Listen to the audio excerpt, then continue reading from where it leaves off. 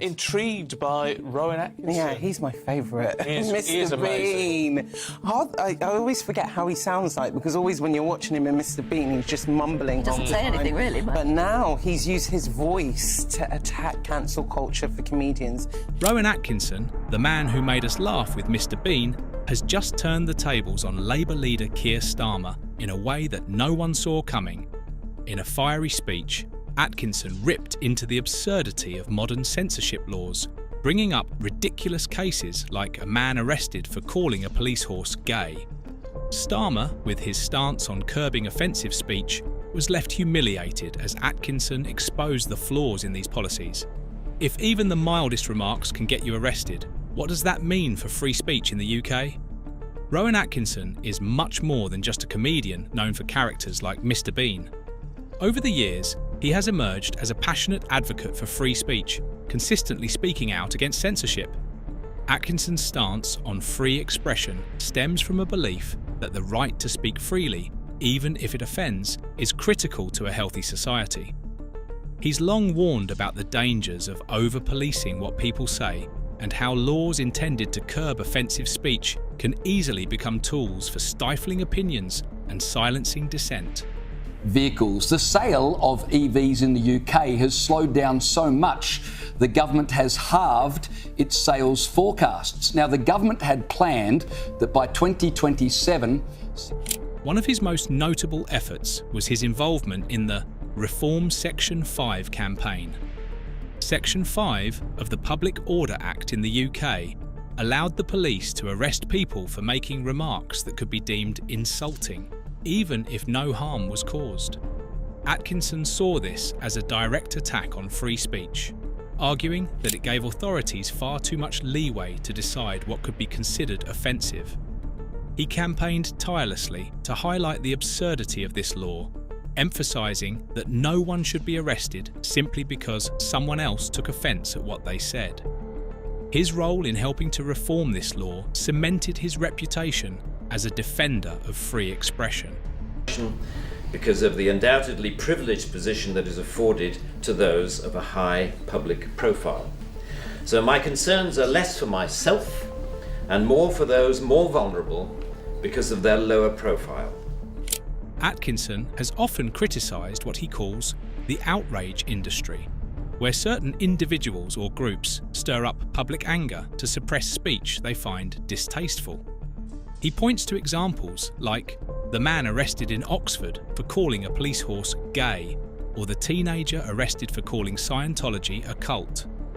These cases, according to Atkinson, represent a dangerous overreach by the authorities.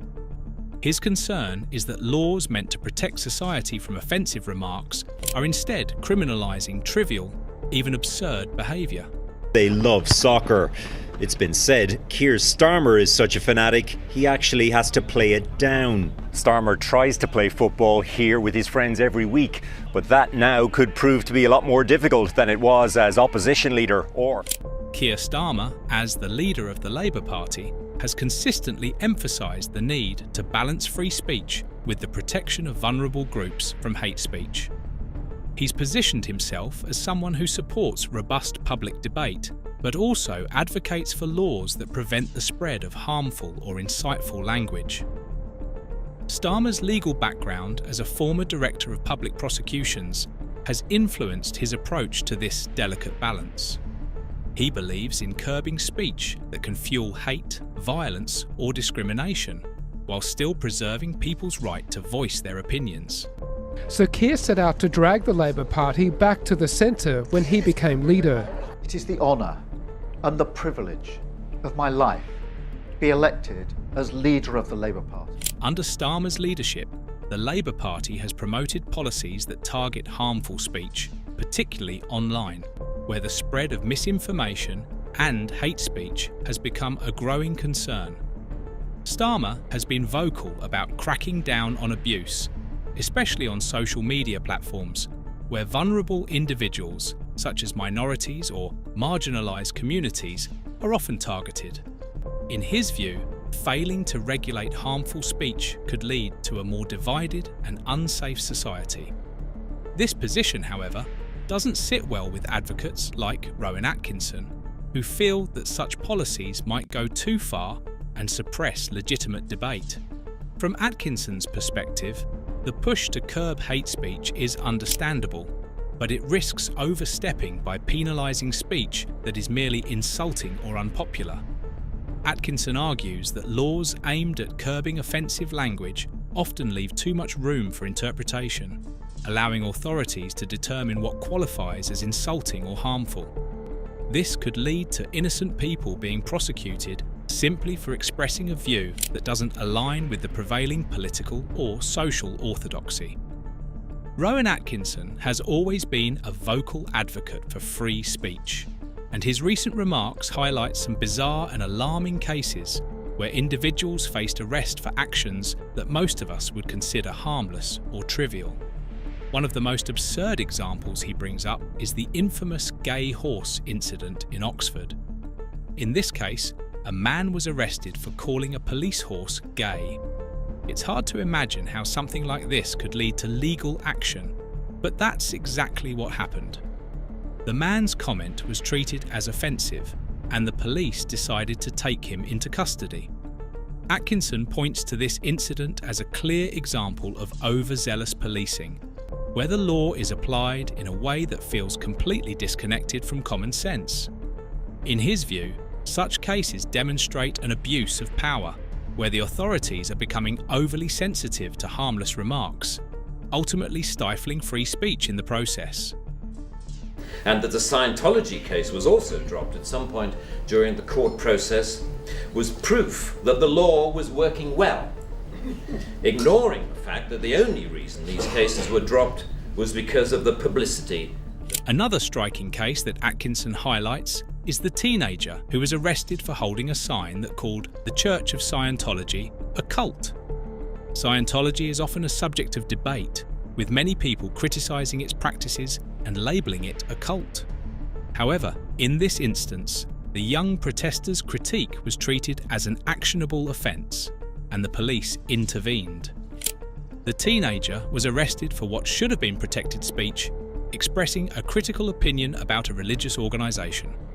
Atkinson uses this case to show how the line between legitimate critique and illegal speech has become blurred, especially when it comes to controversial or powerful institutions. He argues that criticising a religion or calling it names should not be grounds for legal action. Instead, these kinds of statements should fall under the protection of free expression, even if they offend some people. The 9 o'clock news some years ago, and we did a sketch where Griff Rhys-Jones played Constable Savage, a manifestly racist police officer to whom I, as his station commander, is giving a dressing down. Atkinson also reflects on his earlier work, referencing comedy sketches from Not the 9 o'clock News, where absurd arrests were a punchline. The show once featured a fictional police officer arresting a man for ridiculous offences like walking in a loud shirt in a built-up area. At the time, these sketches were meant to be satire, poking fun at the idea of oppressive and unreasonable law enforcement. But as Atkinson points out, life seems to be imitating art today. Incidents like the gay horse arrest feel like they've stepped straight out of one of those old comedy skits. Only this time, it's real. Atkinson argues that such laws, when misused, can have a chilling effect on ordinary people. Those who don't have the platform or visibility of a celebrity are left vulnerable to prosecution, unable to defend themselves from overreaching authorities. For Atkinson, these cases highlight the urgent need to rethink how we balance free speech with the desire to curb offensive behaviour. To attract media attention. Even for those actions that were withdrawn, people were arrested, questioned, taken to court, and then released. That isn't a law working properly. At the heart of Rowan Atkinson's argument is his critique of Section 5 of the Public Order Act, a controversial piece of legislation that has been used to prosecute individuals for making insulting remarks. Section 5 has been around for decades, but it has increasingly been applied to cases that many people find trivial or absurd, such as the ones Atkinson highlighted. Historically, the law was intended to protect public order by allowing authorities to intervene when speech or behaviour became threatening. However, over time, the scope of what constitutes an insult has expanded, leaving too much room for subjective interpretation. Atkinson argues that it's time to reconsider how this law is used and whether the definition of insult or offence needs to be reined in. He believes that people should not be arrested for making comments that, while perhaps offensive to some, are harmless in the grand scheme of things. The problem, as Atkinson sees it, goes beyond the legal framework and touches on a broader cultural shift towards censorship. Over the last few years, there has been a growing tendency to silence dissenting voices, not through debate, but by labelling them as offensive or harmful. This trend, according to Atkinson, reflects a society that is increasingly intolerant of views that challenge the mainstream. He sees this shift as particularly dangerous because it stifles open conversation and prevents people from engaging with ideas that make them uncomfortable.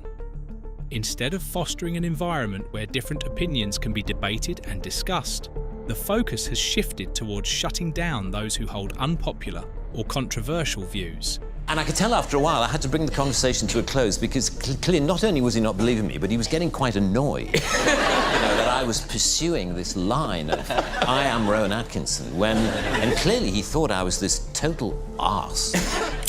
Atkinson has coined the term new intolerance to describe this cultural shift.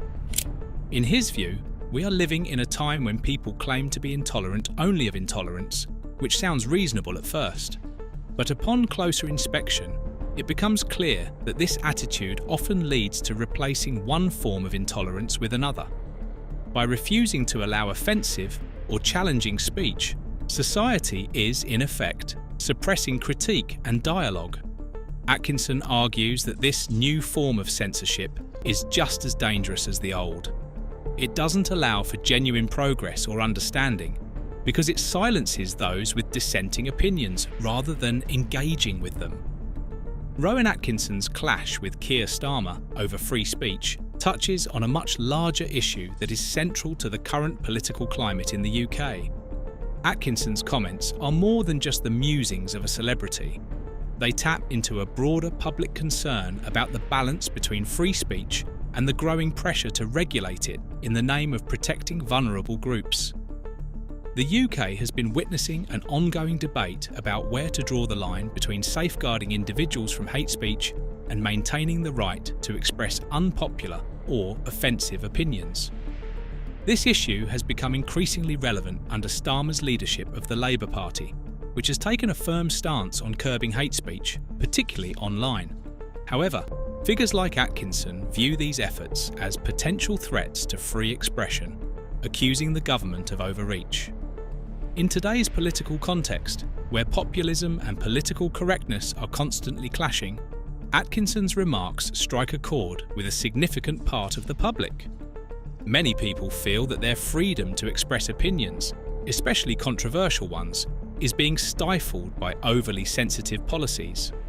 Labour, under Starmer, has focused on creating laws that curb harmful speech, but Atkinson's concern is that these laws can too easily be applied to trivial situations, leading to the kind of absurd arrests he has highlighted, such as the gay horse case. While the intention of these laws may be noble, their execution sometimes paints a picture of an increasingly authoritarian society. Atkinson's public statements push the conversation to a critical point. Do these laws actually serve the public, or are they merely tools to police speech and discourage dissent? Like the man arrested in Oxford for calling a police horse gay, or the teenager arrested for calling the Church of Scientology a cult, or the cafe owner arrested for displaying... For Starmer, this presents a tricky situation. On the one hand, his party's stance on controlling hate speech is important for addressing legitimate concerns about online abuse, racism, and other forms of harmful behaviour. On the other hand, being seen as too restrictive on free speech could damage Labour's appeal, especially to those who value open debate and fear censorship. Starmer will likely have to address Atkinson's criticisms if he wants to avoid appearing authoritarian, particularly as Atkinson is not alone in his views. Many people across the political spectrum share concerns about the erosion of free speech, and this has the potential to impact public opinion, especially among more libertarian-minded voters. Starmer might need to clarify how his policies would balance protection from harm with maintaining robust public discourse. Public opinion is heavily influenced by high-profile figures like Rowan Atkinson. His involvement in the free speech debate, especially when delivered through memorable speeches or interviews, holds weight because it resonates with ordinary people. When a well-known figure like Atkinson takes a stand on an issue, it forces people to confront their views on the matter. For many, his examples of seemingly ridiculous arrests highlight the dangers of over-policing speech. Atkinson's influence can shift the narrative around free speech, making it more than just a legal issue but a cultural one as well. In a political landscape where the debate over political correctness, security, and free expression is intensifying, his voice amplifies the concern that some parts of society are leaning too heavily towards censorship.